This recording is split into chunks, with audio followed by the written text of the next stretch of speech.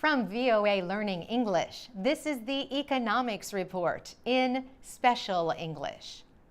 European Union countries have struggled to find common ground as they tried to work out a budget agreement in Belgium. But this month, they agreed on the European Union's Multi-Annual Financial Framework, or MMF, for the period from 2014 to 2020. The MMF sets the EU's yearly spending at about $1.3 trillion. That is 1% of the income of the EU. Members agreed to reduce total spending by more than 3% for the period. This is the first time that members have accepted cutting costs.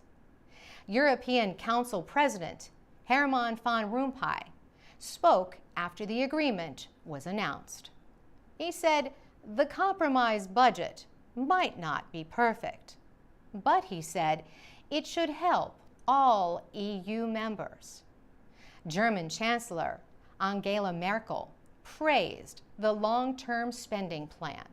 She said the agreement makes policy more predictable and enables members to act in Europe's interest.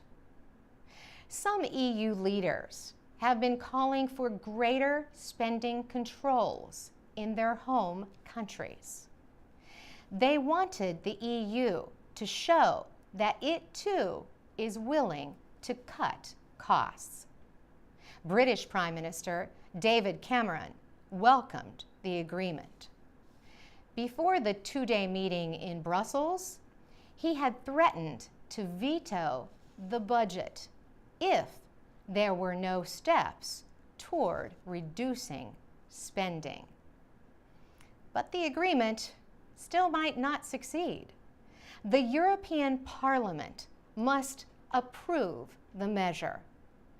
And some members of the Parliament say it fails to deal with many problems, like the sharp differences in wealth between rich and poor people.